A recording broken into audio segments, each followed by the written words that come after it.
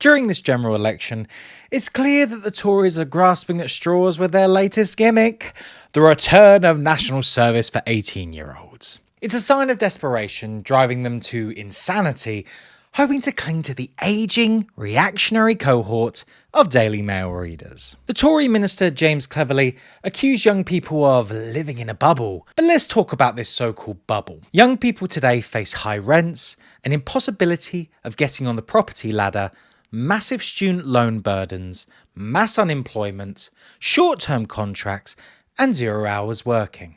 It's a bubble they can't break out of. The Tories' harebrained scheme would see 18-year-olds conscripted into community or public sector projects one weekend a month, with $30,000 spending a year in the armed forces. To fund it, the Tories have magically found a spare $2.5 billion. Where did the money suddenly come from? Like Boris Johnson before them, it seems they found the magic money tree once again. The Tories are supposed to represent the bosses class. Yet this plan contradicts their interests. There are currently 900,000 job vacancies in the UK.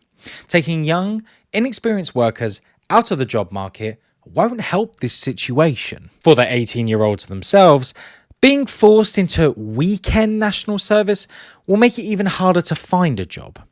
In today's 0-hour contract culture, employers will avoid hiring someone who can't work weekends.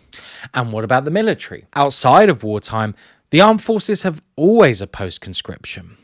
The Tory solution to defence shortages, which they created, is to fill the gap with inexperienced, probably unenthusiastic 18-year-olds for just 12 months. This is completely impractical. Basic army training alone takes 10 months. So, after investing time and money into training, they'd only get 2 months of service in return. It's economically nonsensical. Military training is also inherently dangerous. Between 2000 and 2023, 5% of all armed forces fatalities occurred during training.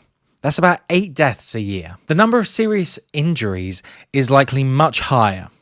Senior military figures have dismissed this policy as bonkers. Who would have thought? This mad scheme will likely never see the light of day.